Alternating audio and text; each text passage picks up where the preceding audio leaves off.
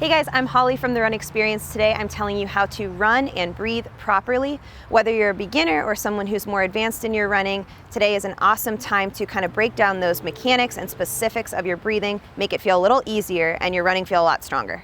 All right guys, so day to day you're going about your activities. Breathing is just second nature. It's not something you're thinking about or focusing on, but why is it that as soon as you start to run, even if you're thinking about it or trying to get ahead of your breathing, it becomes so difficult so fast?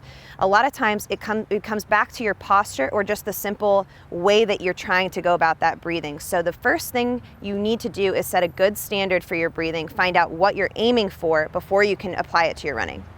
So to set up the breathing that we want to hold all the way through our runs, we need to practice those breathing mechanics, make sure we're doing it the right way, and I'm going to show you exactly how to do that right now. We're going to lay down on the ground, and I'm going to show you the difference between belly breathing and chest breathing. So I'm going to lay down here. If you're doing this with me, you're going to put one hand on your chest and one hand on your stomach, and this is just going to be an awareness thing at first, so just take a couple normal breaths here. And just start to notice which of your hands goes up first. Does one not even go up at all? Is all of your breath up in your chest, or does it get down into the belly? So just a couple normal breaths here, just figuring that out. And once you start to take awareness here, you can start to understand that the chest is where a lot of us breathe through, and that's it. When we run, we just keep everything right up here. We never allow the breath to get down into the belly. And a lot of that has to do with how we're getting the air in.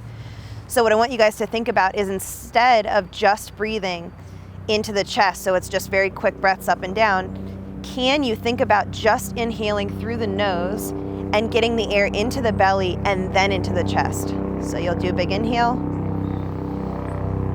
and it goes belly, chest, and then you'll exhale in reverse order. So chest and then all the way out of the belly. So it's gonna be both of those getting the air in and out. Try a couple more practicing like that. So go big inhale through the nose, and exhaling. If you can keep your mouth closed for these breathing mechanics, practice. That's going to be key here. The nose is going to be how we get the air all the way in deep.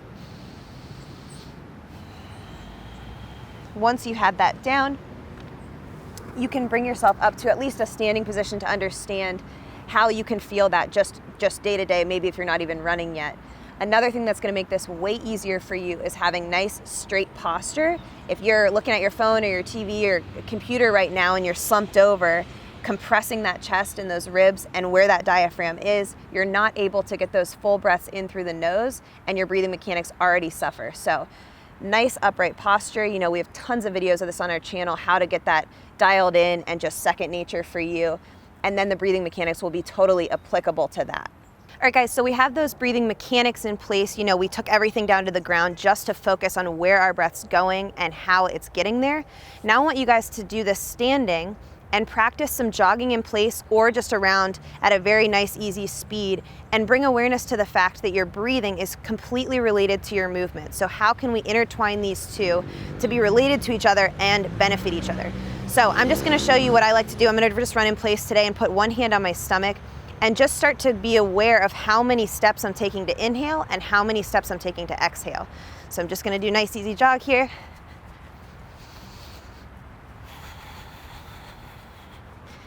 Just starting to get a feel for how many it's taking me to inhale and exhale. Everyone is different here, and the level of exertion you're exploring during that workout is going to affect this. But a good starting place might be around 3 to 4 steps for the inhale and 3 to 4 steps for the exhale. Again, feel it out for yourself, but just become aware of how many it's taking you and what feels most comfortable rhythmically. All right guys, so a more specific way you could practice intertwining your breathing with your movement is going to be throwing it into your next long run. Maybe every 10 minutes during the next long run, spend 1 minute just counting how many steps it takes you to inhale and exhale. That'll just bring a little bit more numerical awareness to that and help you better understand the relationship between the two. All right guys, so just like every other part of your running training, breathing mechanics are something that should always be being worked on and improved and strengthened. So it's one thing to know how to do it, but it's a very different thing to make sure it's always getting better and increasing your ability to run well. So the last thing I want to talk about today is nose breathing specifically. Like I talked about on the ground a little bit, getting those deep belly breaths in might be easy, you know, when you're not moving or you're not running, but when you are running, that's gonna be key to keeping you nice and strong and good posture and everything all the way through the end of that run. So a good way to practice this is what I like to call the nose breathing mile challenge.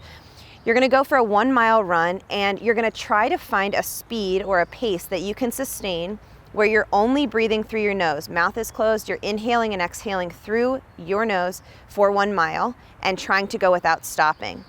If this is too much at first or the panic is just overwhelming, feel free to exhale through the mouth, but always inhale through the nose. Again, if you're just finding this absolutely impossible from the get-go, you're probably running too fast. So find a speed you can hold, but working on that is gonna strengthen that diaphragm, get those big breaths in, and get your body nice and strong so that it can sustain that for anything over a mile. All right, guys, remember that improving your breathing and your breathing mechanics is not just a one and done kind of thing. This is not gonna be something you fix, you figure out how to do and you move on and you never look at it again. This is something that should always be part of your training routine. So you can practice that belly breathing on the ground, maybe before bed, just for a couple of minutes. You can practice throwing those cadence and breathing, you know, intertwine into your long run, you know, kind of finding that footing with your breathing.